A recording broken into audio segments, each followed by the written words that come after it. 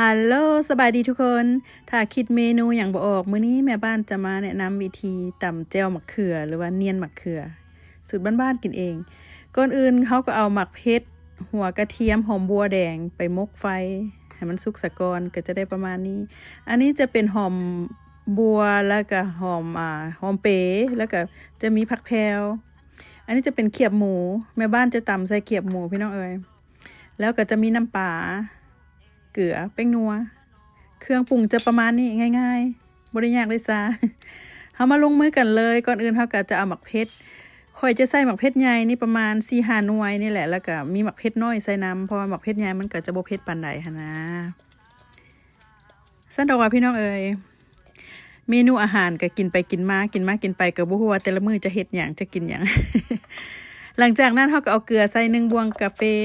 ค่อยจะบ่ใส่ปลาแดกเด้อสูตรของแม่บ้านนะคันถ้าว่าพวกเจ้ามักปลาแดกก็ใส่ปลาแดกได้ใส่เกลือ1 บวงน้อยแล้วก็จะมาใส่เขียบหมูนี่เพราะว่ามันจะมีเกลือเป็นนัวอหย่างอยู่นำละเด้หรือว่าพวกเจ้าจะใส่ป่าก็ได้เด้อจะใส่เป็นป่าเป็นอย่างก็ได้ก็แล้วแต่หรือว่าจะตำละล่าก็แล้วแต่เนาะ หลังจากนั้นเขาก็มาเอามะเขือก็ต้มเรียบร้อยเขาเอามะเขือใส่แล้วก็เนียนไปเนียนมาเลยเฉพาะข่อยเองข่อยจะมักแบบว่าเขาจะบ่เฮ็ดมุนหรือว่าจะบ่เฮ็ดแหลกเกินไปหั่นนะเพราะว่าเขาจะเอาไว้ให้มันเคี่ยวได้หั่นหลังจากนั้นเขาก็จะมาเอาหอมบัวผักแพรวแล้วก็ผักหอมเปรย์หอมได้หอมไปทั่วทิพย์ทั่วแดนเมนูบ้านๆง่ายๆแต่พอฮับฮ้องว่าแซ่บพี่น้องเอ๋ยได้แล้วได้บ่ได้ยากได้ซาเขาก็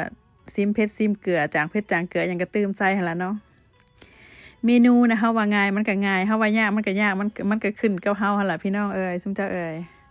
แล้วตำแจ่วมะเขือ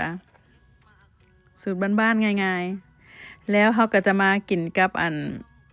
เครื่องเคียงเพิ่นก็จะบ่มีหยังหลายดอกพี่น้องแม่บ้านจะกินป่าได้ค่อยทอดป่าเรียบร้อยทอดป่าแล้วก็จะมีผักสลัดกับแล้วก็จะมีผักขมนี่แล้วก็ผักขะแยงผักหอมเปรย์เครื่องกับแก้มก็จะประมาณนี้พี่น้องลองเอาสูตรของแม่บ้านนี่ไปเฮ็ดกินเบิ่งเด้อสูตรบ้านๆง่ายๆแต่พะฮ้องว่าแซ่บไปกันเด้อ